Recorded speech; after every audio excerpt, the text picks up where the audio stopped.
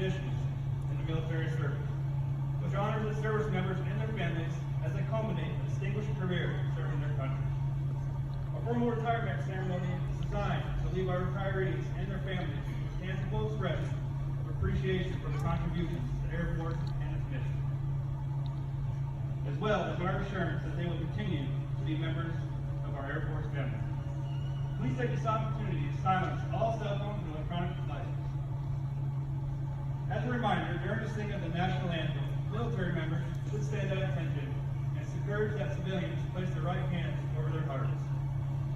The presiding officer for today's ceremony is Lieutenant Colonel Timothy Berman, Product Support Manager, Operating Location, Hill Air Force Base, Utah. Ladies and gentlemen, please rise for the entrance of the official party. Remain standing for the presenting of the colors by the F-22 Program Office Honor Guard, the singing of our national anthem by Miss Amanda Wood.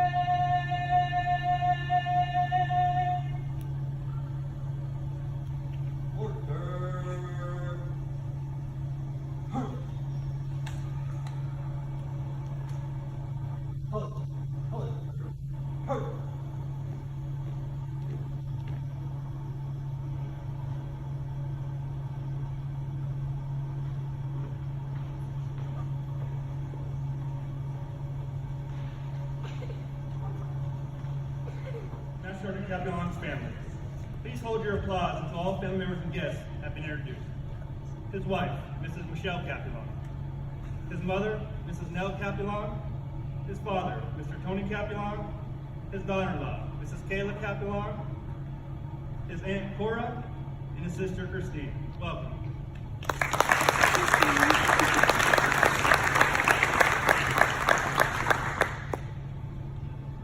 We also welcome F-22 Program Office staff members and all other friends of Master Sergeant Capulong in attendance for today's ceremony. Thank you for your support. Ladies and gentlemen, it is my pleasure to present to you our presiding officer, Lieutenant Colonel Berman.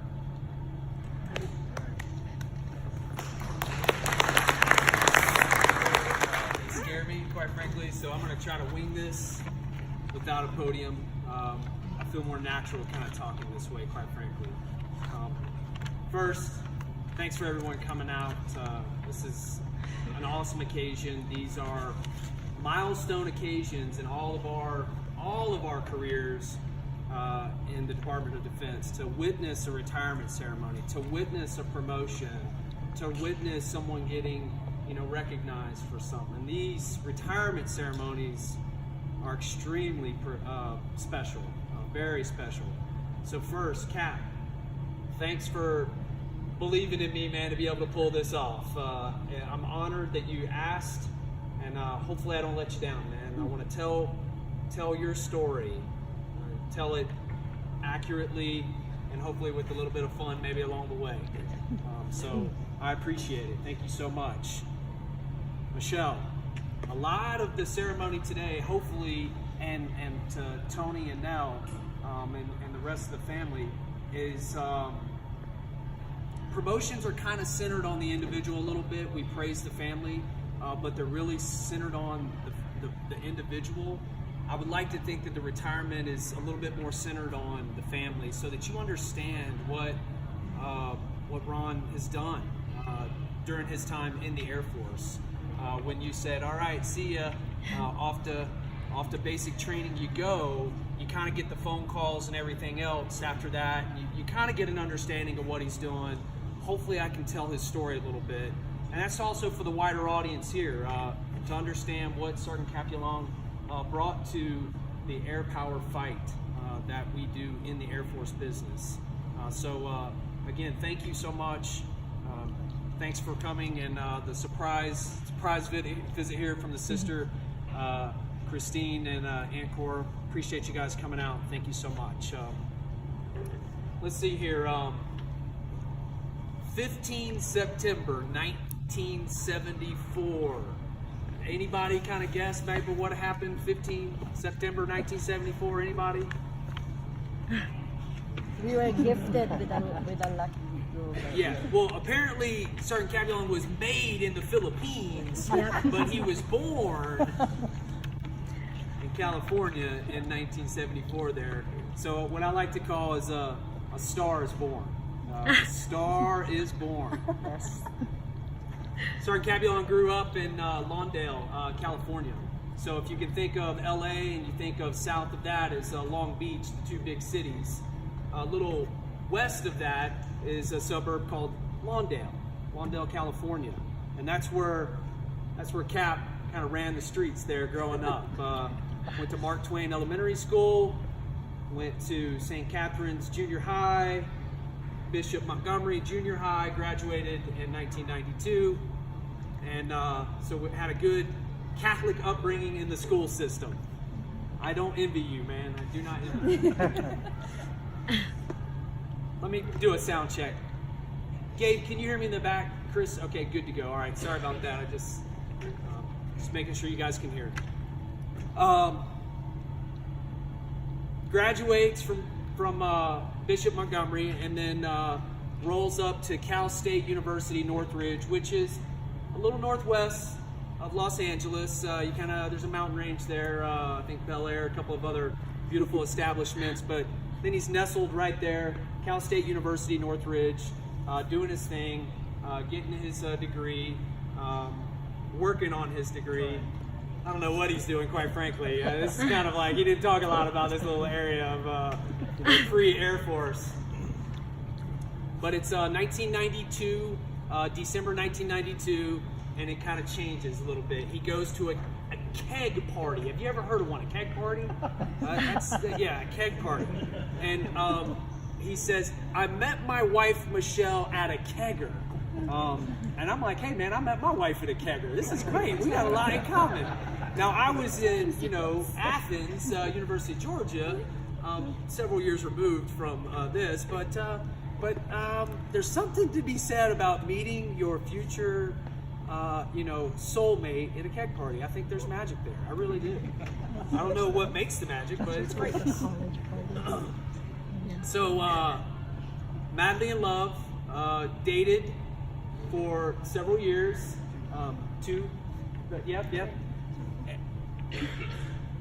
Michelle gets pregnant with their first kid, Mr. Justin, and I think Cap kind of put it like this. Dude, I was working the mid shift at Taco Bell. Visualize this with me, right? I'm working the mid shift at Taco Bell.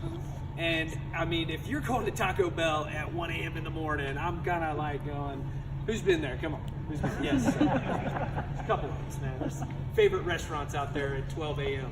that you go hang out, right? Or at least drive through the drive-through. You see the crazies. In Georgia, it's the Waffle House, the Huddle House, or whatever it is. In Northridge, apparently it's Taco Bell. And I think he has a reflective moment that this ain't gonna cut it. This ain't gonna work for me long term. And these are real, I mean, this is what he shares with me, so I'm sharing, man. And he says, yeah, this ain't gonna work. I've got a child on the way. This ain't how I kind of visualize my future self. So he has a longtime friend of the family, Mr. Henry Naval, who inspires him to enlist in the Air Force, or at least go check out the military. And he ends up enlisting in April the following year, 95, in the Air Force. And I guess when he went to the recruiter, they said, man, you're gonna be an H guy. H. You're gonna be an aerospace ground equipment technician. And he's like, well, what is that? Like, what does that do for the Air Force, for air power? And he gets a description, and I think the highlight reel in the description is it says, quickly, your eyeballs naturally go to acronyms, NASA. I was like, NASA? What's up with NASA? Yeah, he did say that. So I checked all those EPRs, you know. I never saw NASA in all of his EPRs. But those recruiters, they have a way to make you think things. And I think there is a station somewhere in like Europe that has age equipment that supports potentially a shuttle landing. You know, it might be around kind of like, I think it's in Spain or something. Yeah, there's an element of NASA to age, but not in his career, man. He ain't working. Good thing he's not, right? So here he is today. He goes to tech school, or he goes to BMT, basic military training, down in San Antonio, and then he rolls to North Texas to Shepherd to do his age aerospace ground equipment, kind of his specialized school, his tech school. And during that time, I believe Justin is born.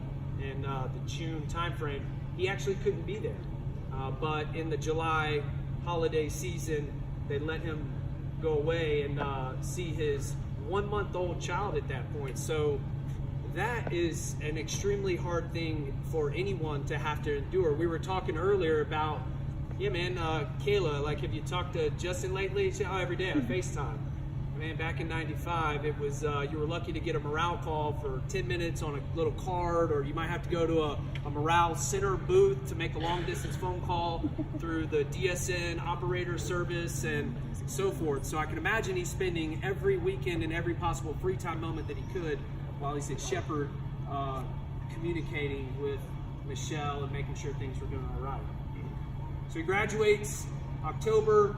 They send him to Edwards Air Force Base to work on tests. So at Edwards Air Force Base, right near you guys, California. So he's back in California. He's working on a variety of different platforms. And he gets the opportunity to see Raptor 001 come off the back of a C-17. He sees the F-23, which is, you know, near peer potential competitor fly-off sort of stuff. That kind of sits on the ramp, doesn't really move for a long time. But he's working his craft. He's now trying to understand what is it about aerospace ground equipment that supports the machines here. They just don't kind of make themselves better overnight and then off they fly the next day. It takes equipment, pieces of machinery, and the people who run that and keep that machinery up to date are people like Ron, and people that have led, like Ron, the future force of tomorrow. So this is what he's doing. He tells me in October, I'm sitting in a part of the H flight, off from the flight, that is called the Deadpool line. It's where all the broken pieces of age that, you know, you're probably taking parts off, you need to get rid of, but he's over there and he has a fairly reflective moment. He sees a B2 taxi by. And I think you're like, hey man, I kind of came to tears. Like this 7 or 8 month period of his life, let's think about it. Let's go back just for a moment. Let's think about it. Actually, 12-month period. He's at Taco Bell. He's got a pregnant wife. Or he's got a pregnant fiance. He's trying to figure out, this ain't it. This isn't what I've kind of envisioned for myself. He gets inspired to enlist. He moves. He gets married. He moves again. He has a kid. He moves again. There's like 3 things there that scientifically everyone knows are like the most stressful things in your life that can happen. Moving, children, marriage. They're just stressful things. And some of those he did 3 times over with moving. And I could imagine it was a highly reflective moment going, I have arrived. The uncertainty of the last 9-10 months is now starting to culminate in what truly is my path as an airman. I think all of us have probably been there at one point or another, whether you're on the tail end of college, you don't know what to do, whether you're going into the armed forces. We all have those moments in our life where you have uncertainty and then you look back 12 months and go, man, I made it through that, and you have a reflective moment. His was there in the Deadpool watching a B2 taxi by going, I'm an airman, and he's fairly proud of it. I think that's the biggest thing, is he's very, very proud that he kind of got through this uncertain time, and he's setting up shop for his family. So while at Edwards, learning his craft, but Edwards is also known for like Hollywood. This is where like a lot of people go and film. I went to Captain Marvel last night, and one of the scenes, I go, I know that dude. Literally, I know that guy. And then in the credits, there he was. There his name was. Special thanks to. And so he says, yeah, I was in a video. I was in the Mariah Carey video, I Still Believe. So let me tell you what I was doing 2 hours ago. Okay? I was in the basement of my house, cramming for this exam right here. And I said, I haven't seen this video. I need to see him in the video. I want to see if I see him in this video. And I'm thinking, what is this video? So I Google search and I said, oh, there it is. Mariah Carey at Edwards Air Force Base, 2000 or 1998 or 1997. And she starts singing, I Still Believe, or something. I don't even know. I don't know. I get knocked on the door. My wife walks in. What are you doing, man? I swear. Look at this. I swear, I'm just trying to see if I see him. I didn't see you, but there were only 2,000 airmen running up toward the stage or the hangar, and she's singing. It's a very Marilyn Monroe-esque sort of pageantry, USO, and it was I was like, dude, I'm not gonna find him. But I thought that I might see a sneak peek. I didn't see you, but I do believe he was in that video. So another claim to fame, I think, is he got the opportunity to be like this close to Liv Tyler in a hangar when they were filming Armageddon. He kind of came in off shift, all grimy, nasty. Age people are just very dirty people, especially the airmen. I can speak from experience. It's cool, man. It's all good. They're great people. They're just dirty because they are in the muckety muck. And he apparently walked into the hangar and was like, "Oh, they're doing a shot there when."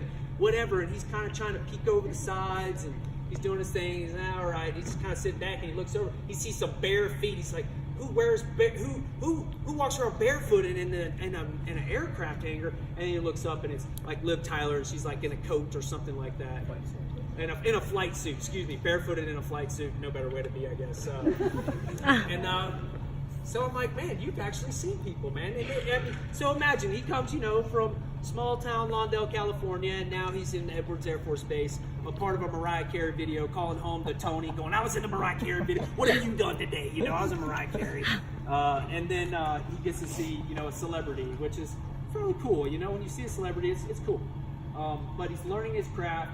He's doing his thing. At this time, 1997, Derek's born, their second child, and Derek, mom opens up the house to become like a certified daycare center for all the children. So he starts manning kind of definitely the stay-at-home mom, and I don't say that lightly because it is not easy work, but then opens the doors to friends, peers, whoever that can bring their child. If you've ever been in Edwards, it's a very long drive. You know the drill. There's a lot of driving around that base.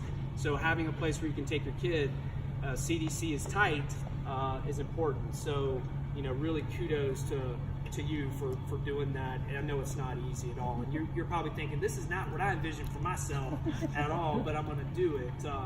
So he leaves Edwards Air Force Base, 2000 time frame, rolls up to Elmenbooth, and he's working in the back shop there, equipment maintenance squadron sort of arena, and he is supporting the AWACS. So very important aircraft that we have, a lot of command and control. It plays quarterback for a lot of things that are flying around in the air. He is learning his craft even more. While he was at Edwards, he went from being a one striper up to a three striper, so he made it all the way to senior airman. He gets to Elmo, he puts on staff sergeant, he puts on tech sergeant while he's there. So he's doing all the things that the Air Force is asking him to do. And then eventually he's told, hey man, you're gonna go on a deployment. You are gonna go to Operation Northern Watch. You're gonna go deploy, you're gonna support this operation. We're going to put you in Incirlik, Turkey. And at that time, in the January to June 2001 timeframe, things were, that was a little spark area. The spark was just about to happen. And there was aggression from Saddam Hussein, missiles being fired at coalition aircraft, and Turkey, in the goodness of their heart, said, hey, you guys can bed down here in Incirlik, do your thing for about a 6-month period. Well, that became about an 18-month period for coalition forces. He was there for 6 of the months, and I think that's where he learned the value of teamwork. Those are his words. Like, I really learned that you got to lean on people. You got to know what you can handle. You got to know your stress limits and reasonable stress limits, and you got to know the people to your right and left and what they can handle as well. So he's learning the value of wingmanship and understanding what it takes to get the mission done, and not by yourself, because you can't do it by yourselves, right? So he comes home from that, and not long thereafter, he gets assigned working in the 15th Aircraft Maintenance Unit, which really then thereafter came the 525th Flying Squadron, where F-22s would start arriving. And he saw F-22s when he was at Edwards. He saw Aircraft One, so he knew these things were coming, but distant memory when you're working on AWACS and you're doing that and you're supporting that aircraft, a totally different machine. Now he's supporting F-15s, and he's seeing these parts and pieces and these equipment items showing up for this F-22 thing, the peculiar support equipment tied to it. And he's on the front end of receiving this stuff and kind of trying to figure out, hey, how do I train my workforce? He's a tech sergeant at this point. He's got he's a supervisor. He's learning the value of teamwork. He's seeing this new stuff, this what I call new candy come off the aircraft that are arriving, and he's trying to figure it out. He ends up also supporting one of the other AMUs out there, and he's really coming into his own as a seasoned non-commissioned officer at this point. He leaves there and ends up rolling in the summer time frame, 2009-ish. He ends up rolling to Holloman Air Force Base in New Mexico. So let's see here. Hot to California, kind of neat, decent, cold, to cold to really hot again. He's now hot again. I'm noticing your face. And now he's in a very, I guess the way he described it, he said, man, the place was kind of a mess. It was, you knew F-22s were arriving, F-117s were kind of starting the ramp down part, F-22s were starting to show up. He's like, man, this is a wash, rinse, repeat of a little bit of what I was just dealing with in the 15th AMU at Elmo, and now I'm starting to see this stuff really arrive. Manning, generally when bases are in transition, you don't get a lot of love on Manning. Manning just isn't there for you. So he's trying to figure out, okay, how do I do this? How do I set this up? But luckily, his experience at Elmo kind of prepared him a little bit for this.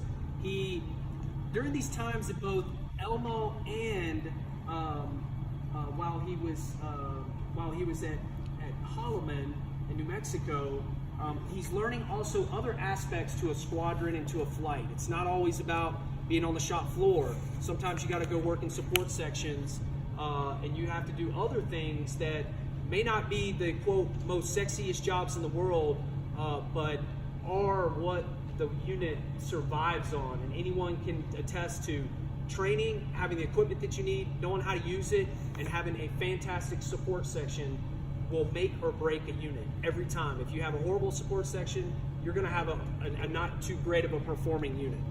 That's just the way it is. So he volunteered for those positions at times because nobody else would. He was like, hey, this is the right thing to do.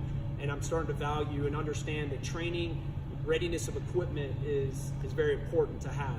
So I think you were the NCOIC of the support section. He was out there looking at master sergeants. That's not unheard of, twisting wrenches. Generally, they're section chiefs at this time in their career, but they're twisting wrenches, helping out the decommission of one aircraft and bringing on a new aircraft. So it's an exciting time.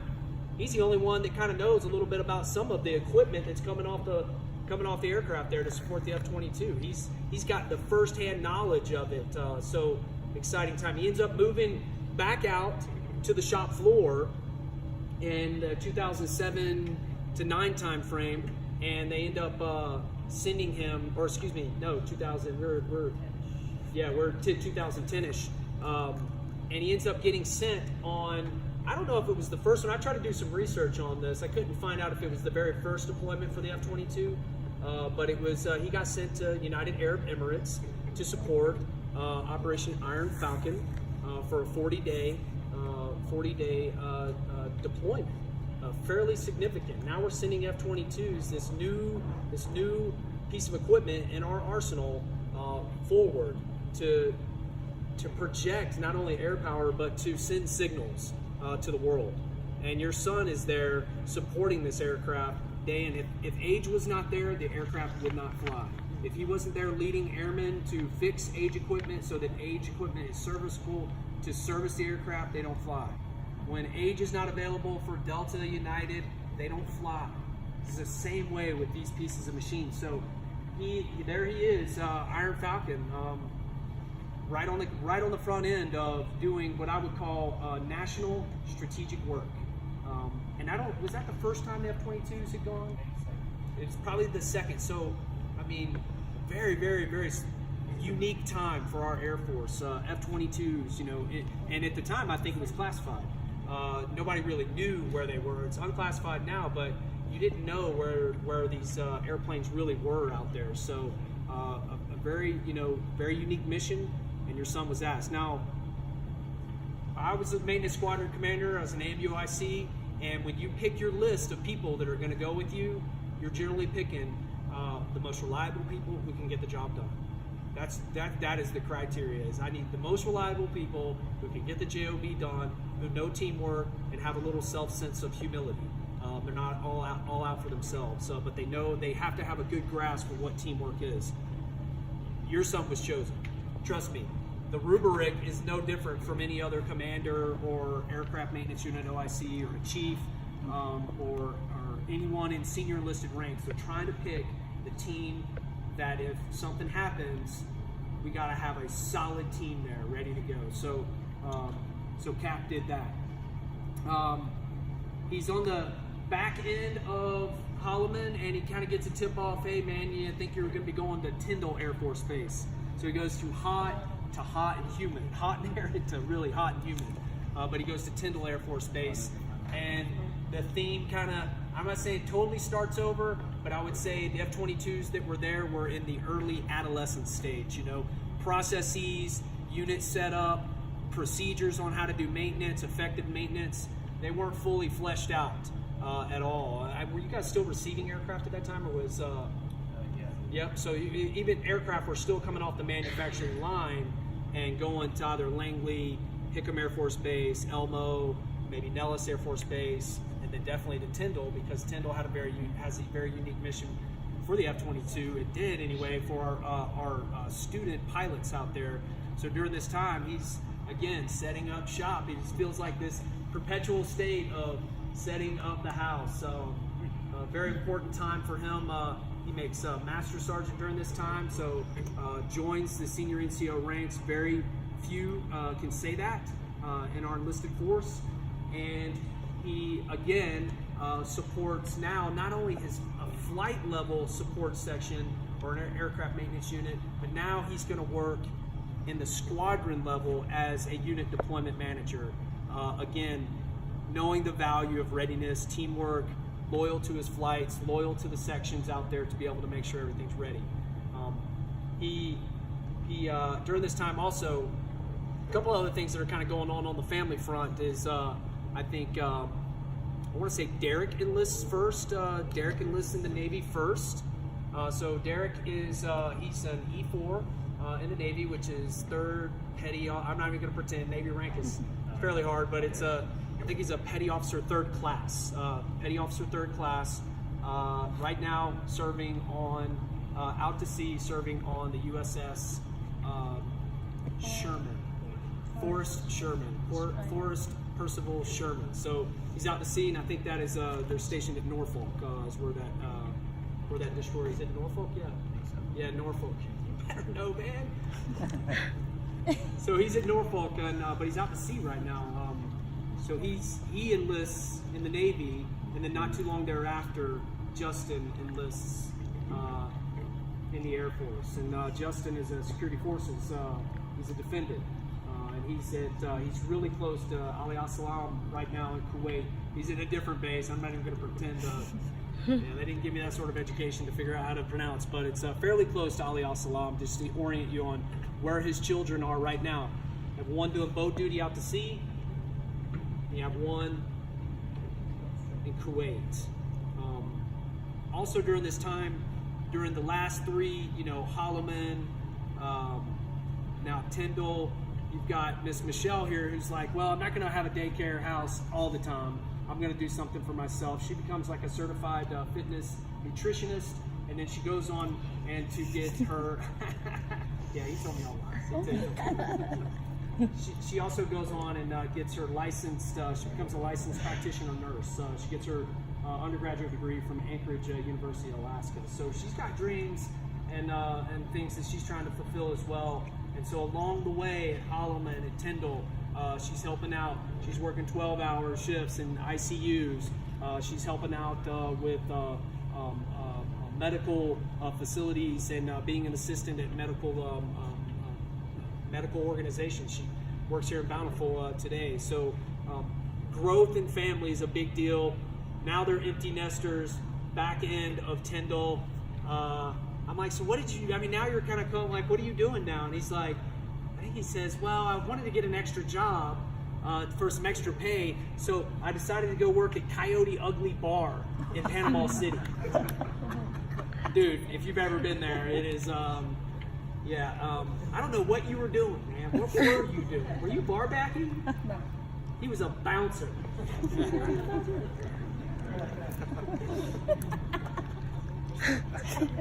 Alright, I lost my train of thought, kind of thinking about, did you ever have to pull anybody out of Coyote Ugly? Did it ever get like really Coyote Ugly for you? Yeah, it did. I'm sure you were so ready to get out of there. So about this time, we have his predecessor, Master Sergeant Kyle Harder, who's running the shop here in the F-22. He's retiring, and we're like, how are we backfilling Kyle? Chief Gall at the time says, hey, we know this guy at Tyndall.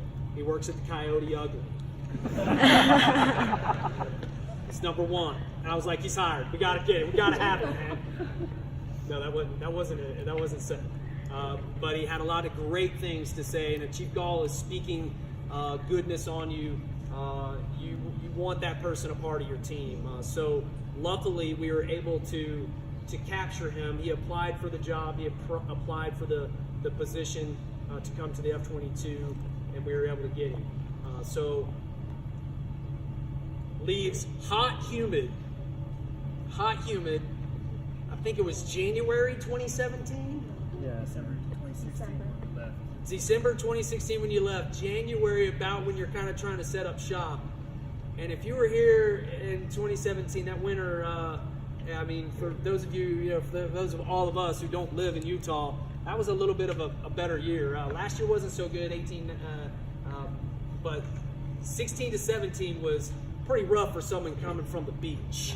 Yeah, so I could only imagine what you were dealing with. But he shows up and he's like, man, it's cold here. It's really cold. I remember meeting him for the first time. I was like, man, he's gonna fit out. He's gonna fit in really well. He's gonna do well.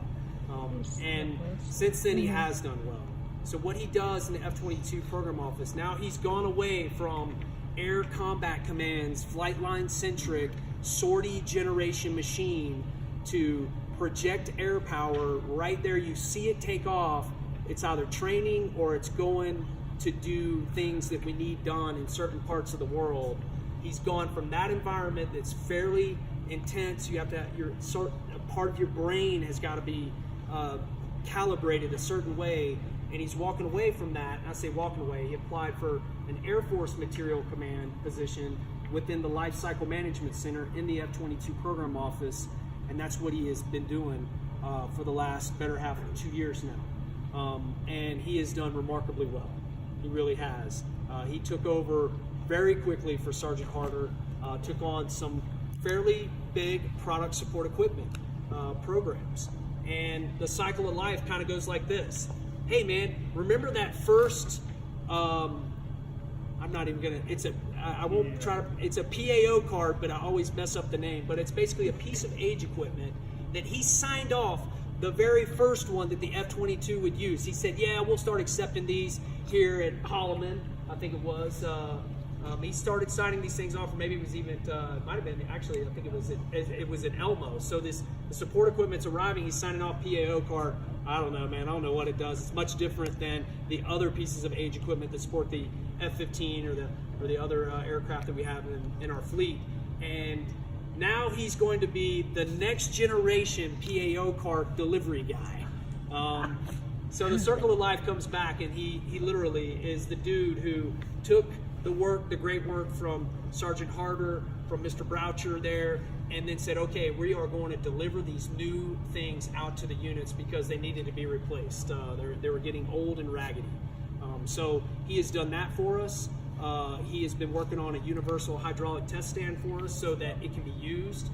Very big deal. So now he's working in an environment where you're working behind a desk, but your brain, you have to turn on a totally separate part of your thinking aperture, and you got to think about, I'm not supporting 50 aircraft, I'm supporting 186 aircraft, and I have to make a decision and provide decision support information through my analytics that are gonna make or break the next 15 years of age support for all the new generation age of people that are coming up through the age flights, and they are reliant on him. They call him and say, hey, what's going on? What can we expect over the next 2 to 3 years? Hey, we'd like to do this with this piece of age equipment. Can we get your expert opinion on whether this is safe to do or not? When he says yes or no, or when he provides information that's going to be a yes or no answer, that's not for one person. That's for all people to be able to use. So it is a much different way to kind of look at how you contribute to air power, because I think a lot of times when you work in an office environment, you can get desensitized to what our family business kind of is. We still project air power. We have to do it in the front early stages, and we have to plan and strategically plan, and that is what he has learned to do. And he learned a little bit of that at Tyndall, writing MOUs for base agencies helping out, and little did he know, him writing, base agency kind of agreements would serve him well writing massive and supporting massive contracts that are multi-million-dollar contracts to support our fleet. So he's also supported Sierra Nevada tooling kind of depot and the tooling support equipment side of that. I'd say one of the cooler things that I found interesting in his career here in the last part of his career is he said, you know what, I would like to be a first sergeant. I want to try to support being a first sergeant. Now, he couldn't wear a diamond as part of his career, but he certainly played the role as first sergeant for the LCMC family at Hill Air Force Base, and I would say even beyond the LCMC boundaries. And I saw some first sergeants in the crowd out here. I appreciate you guys being here. One of the most professionally demanding jobs, probably one of the most personally rewarding if you grab it in a certain way. Highly demanding, and he had certainly the late night phone calls, the issues, the challenges. He was looking after morale, welfare of the unit, not only our unit, but the A-10, the F-16, the other LCMC units that are at Hill Air Force Base. So he did that for about an 18-month period. So complete service before self. Sure, I'll help out with the bandwidth needs because those people back there are overtaxed and underpaid. Not enough bandwidth, not enough help. So performed his role as traditional undershirt, but certainly was respected amongst his peers as a diamond-wearing individual. And so I applaud you for that, for doing that, for stepping out of your shell. It's not an easy thing to do, while also maintaining the job within the F-22. He was, you saw kind of in the brochure some of his awards. He was 2017. He racked up 2 annual awards at the wing level for us. It's at the PEO level. So he won a wing level award for Senior NCO of the Year. He won our logistics technical specialist of the year for 2017, and then was recently in the last year a quarterly award winner. So he's not going out fizzling. He's going out with a bang. He's going out doing great things. But I want to talk about, just real quick, and I'll wrap this up, is I guess I would call it kind of the elephant in the room. Hey, Sergeant Capulong didn't make E8, so he's got to retire really quick.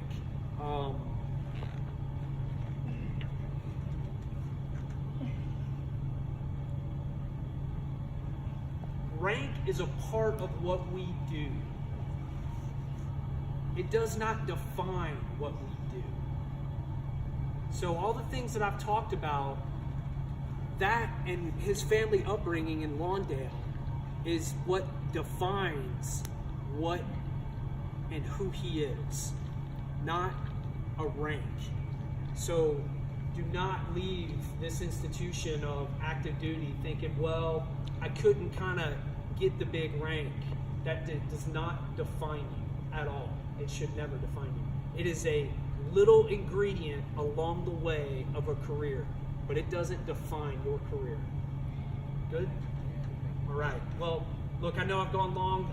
He gave me a lot. I really wanted to do him justice. I wanted to talk about his story so that you understand the greatness that your son brings.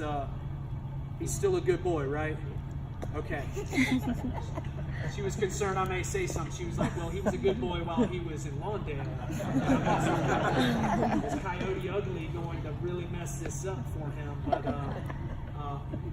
hopefully Nell knew you worked that job and were bouncing people out that had too much. She didn't know. But thanks again for allowing me to do this and to tell your story. Thank you so much for loaning him out. Thank you for your service, the hardest job in the world.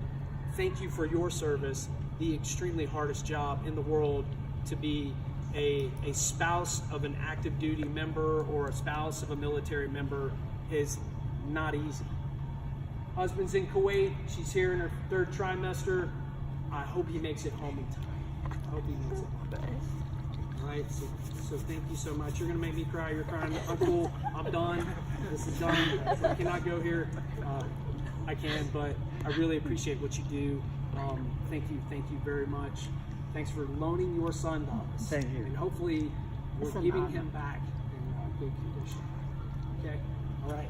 That's all I got. Thanks. Appreciate it. Awarded to Master Sergeant Ronald Capulong, meritorious service, 3 January 2017 to 30 April 2019.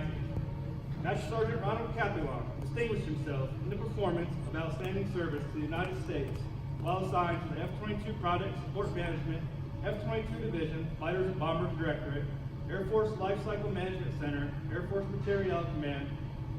During this period, Sergeant Capulong addressed warfighter needs by advancing 5 F-22 readiness projects valued at $93 million. His commitment directly influenced the timely delivery of required equipment, facilitating F-22 sortie generation at home and abroad. Additionally, Sergeant Capulong's technical expertise was evident as he determined the cause of the liquid cooling carb failure and quickly devised a field repair strategy, averting aircraft downtime while awaiting equipment repair. Furthermore, Sergeant Capulong's dedication to the Air Force extends beyond his primary duties, as he chaired the Hill Air Force Base Asian American Pacific Islander Committee. He promoted equal opportunity through education, enrichment, and entertainment venues base-wide. Finally, Sergeant Capulong upheld order and discipline as he assumed additional duty as First Sergeant, supporting over 160 airmen across the Air Force Life Cycle Logistics Center operating location. The singular distinguished accomplishments of Sergeant Capulong culminate a distinguished career in the service of his country and reflect great credit upon himself and the United States Air Force.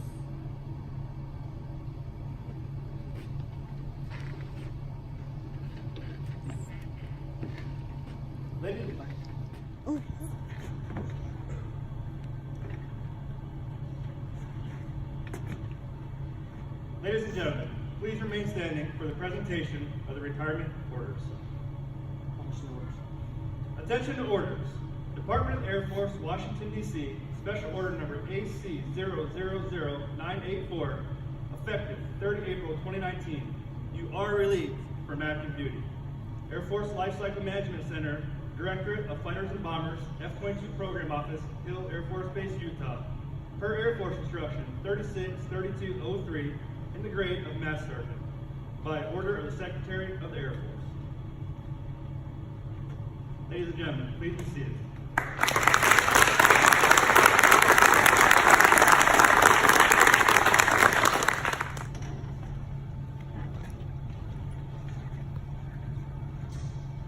The certificate reads,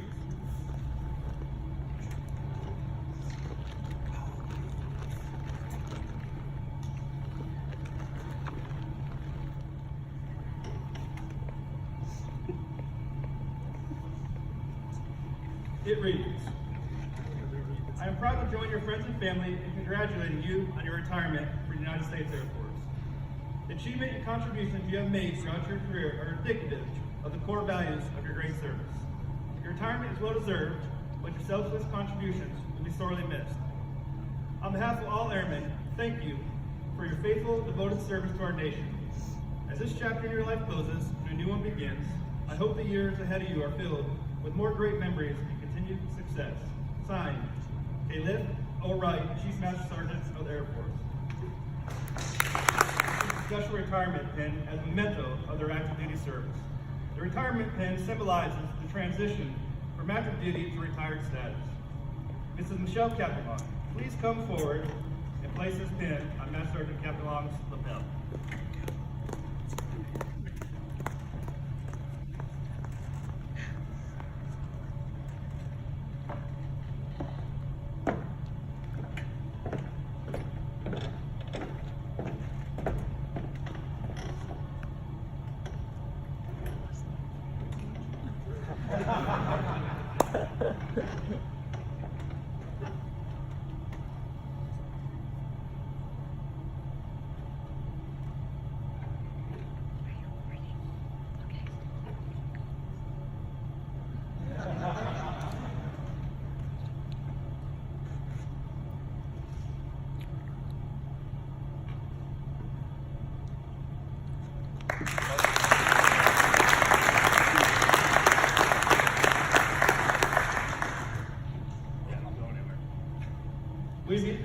We would certainly be remiss if we did not recognize and pay tribute to the significant contributions and sacrifices made by military family members. It is customary that we present a retired member's spouse with an Air Force Certificate of Appreciation for her support and sacrifices during her husband's career. The certificate reads, "In grateful appreciation, the United States Air Force presents the Certificate of Recognition to Michelle Capulong for the commitment and numerous contributions which made positive impacts in the nation's defense. Thank you for your support, which gave strength and purpose to your spouse's service." Signed, General David Goldfield, Air Force Chief of Staff, and Colonel Derek J. Hammond, Director, F-22 Program Office.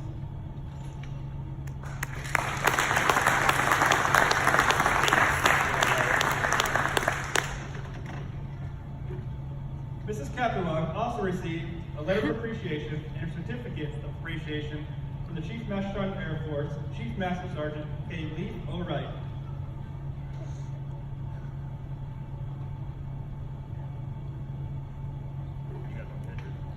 Picture.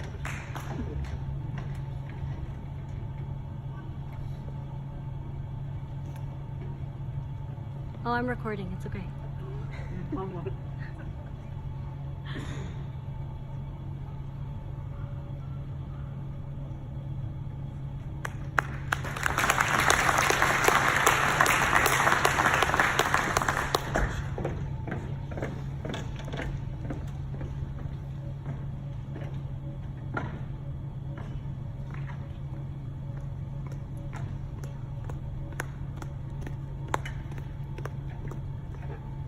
Master Sergeant Jeremy Smith will now present Master Sergeant Capulong with a memento to celebrate his retirement.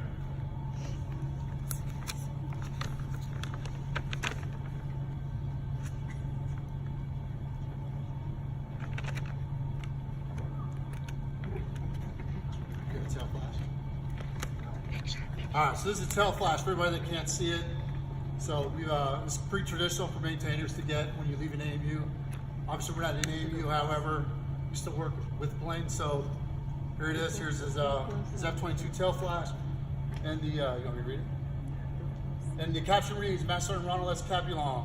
His dates and information right there. In honor of 24 years of dedicated service to the United States Air Force, your outstanding leadership, devotion, and technical expertise directly impacted and enhanced the aerospace ground equipment career field, the F-22 System Program Office, and the Air Force. We wish you the best of luck in retirement from the Air Force as you embark on your new journey.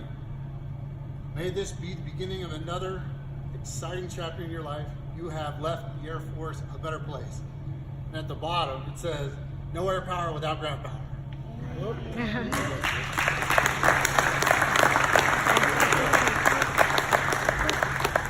Take a picture. Yeah. There, Kayla, go. There you go.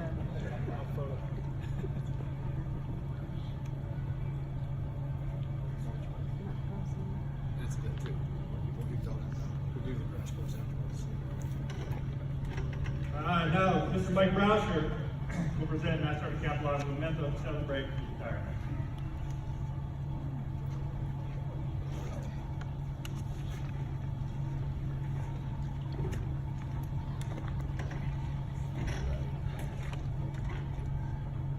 So that's the maintainer gift. This engineering drawing of the F-22 is the geeky program office gift. It's also cool. That's all right. Caption below it reads some words that are very small. Your contributions to the fleet will last another 20 years. Your selfless dedication and service as First Sergeant helped the lives of many across the AFL-CMC. Thank you for your outstanding support of the F-22. Best of luck in all endeavors. And Colonel Furman was kind of wrong when we gave him, saying that we did excellent work giving him the PAO project. It was not well developed when we got him. Lockheed was being a pain.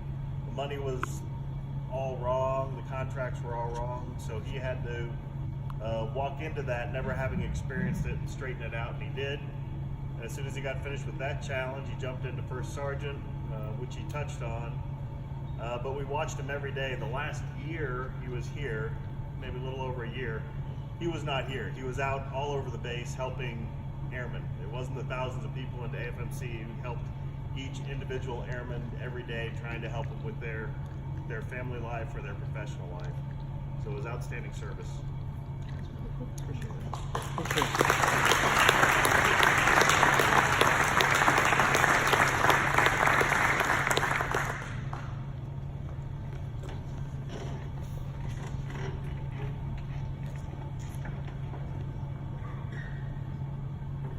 All right, Master Sergeant Smith will now present Master Sergeant Capulong with his shadow box.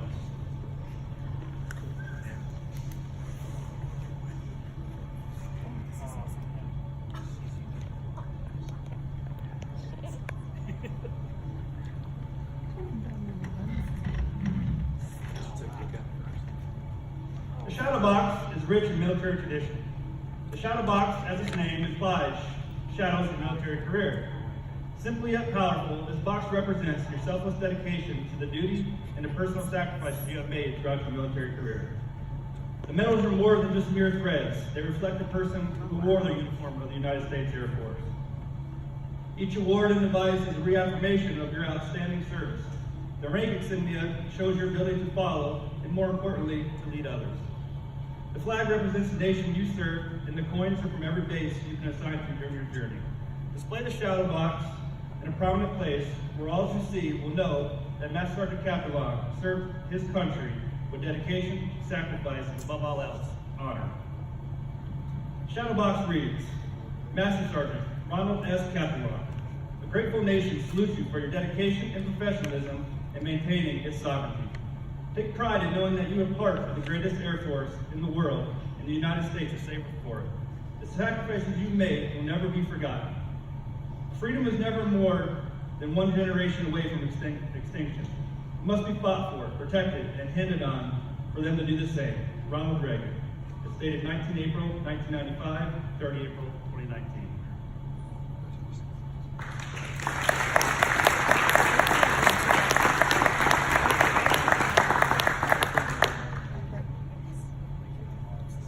Ladies and gentlemen, we will now conduct a special presentation of the flag of the United States of America on behalf of Master Sergeant Capulong.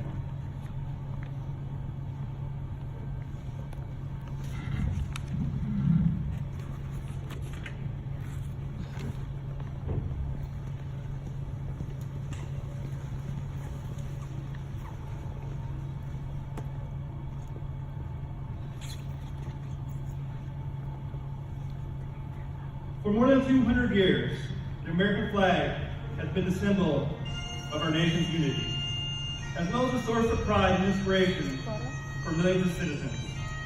Born on June 14, 1777, the Second Continental Congress determined that the flag of the United States be 13 stripes, alternating between 7 red and 6 white, and that the Union be 13 stars, white in a blue field, representing a new constellation.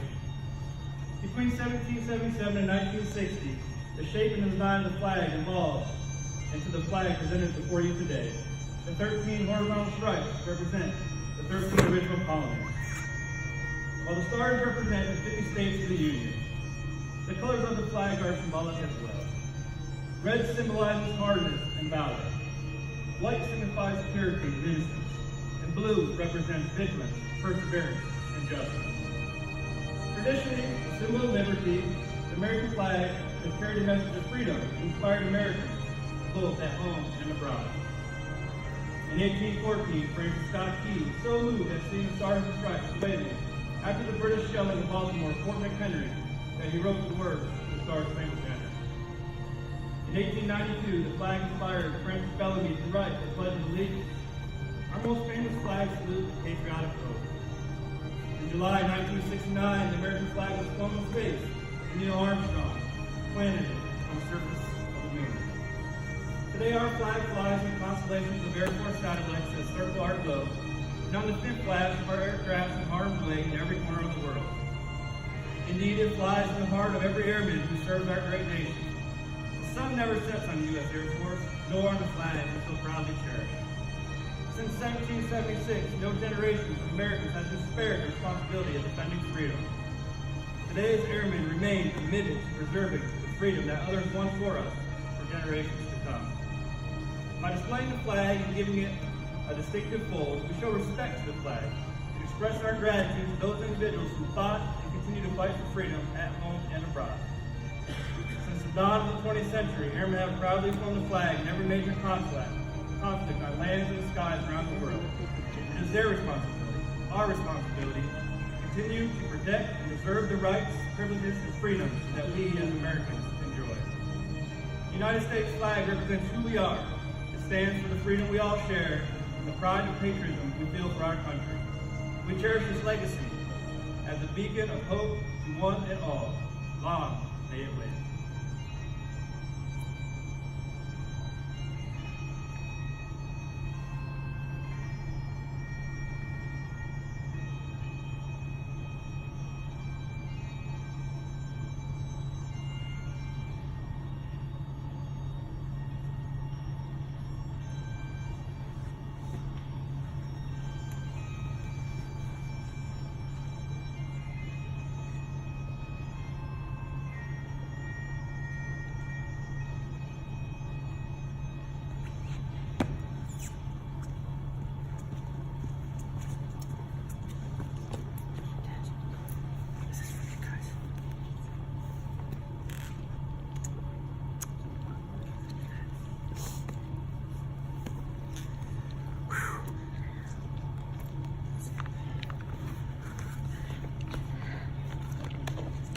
Ladies and gentlemen, after 24 years of dedicated service to our Air Force, it's my distinct privilege to present to you Master Sergeant Ronald S. Capulong, United States Air Force, retired.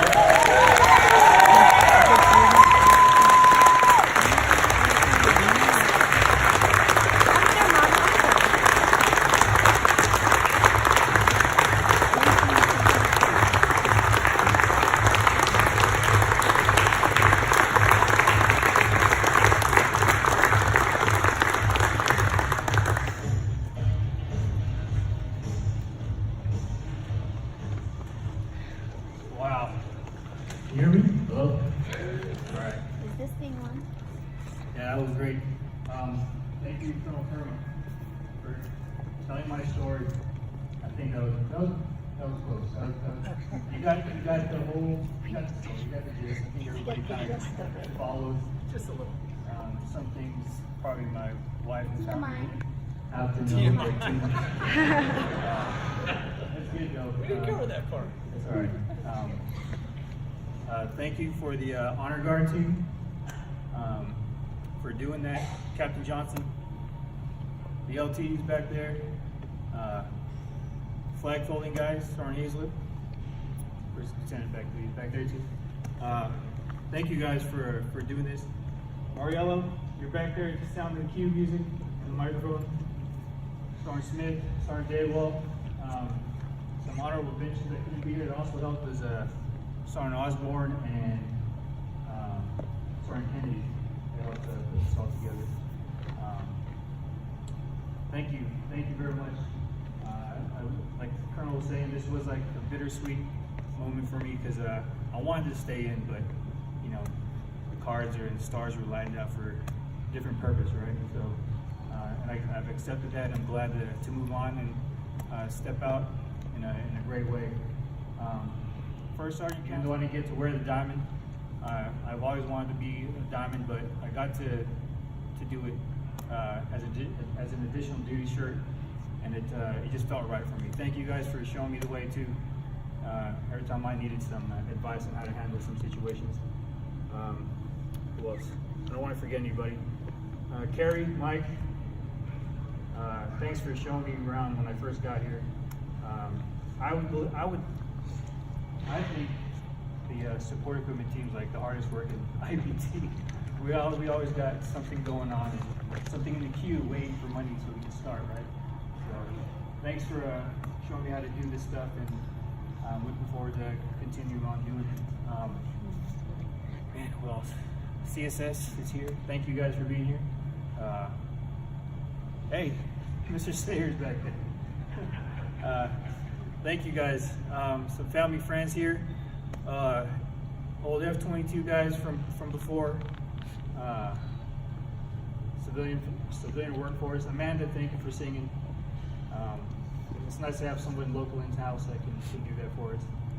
Because last time I tried to do it off the cell phone, we lost Wi-Fi signal. Radio. Yeah. So, yeah. Thank you guys very much. Well, while I'm here, I'd like to give some gifts to my family. So.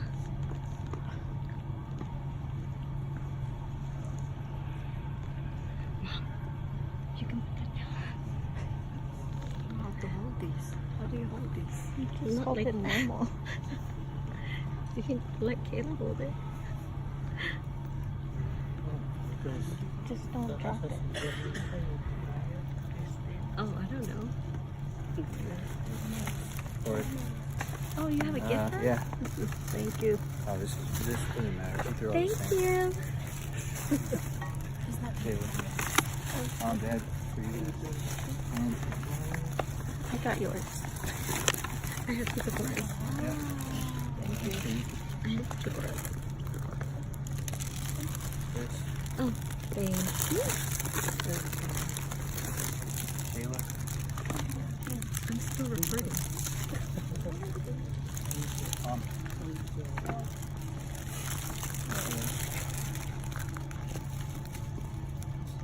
Lastly, of course, this one's from my wife.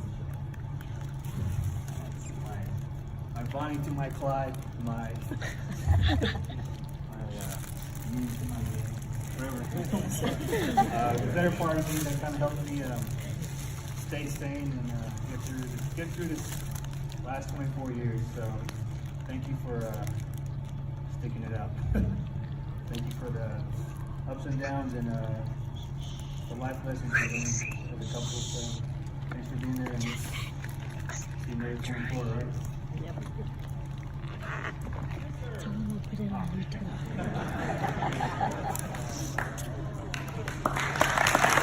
You show Justin. Justin's here. Justin's here. Yeah. Justin's here.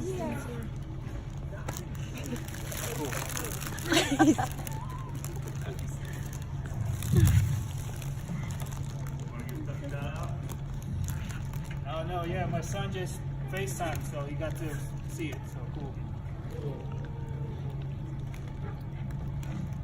Ladies and gentlemen, the men and women of the United States Air Force are proud of Master Sergeant Capulong's service as one of our nation's leaders. We wish him and his family success in future endeavors. Please stand for the departure of the official party.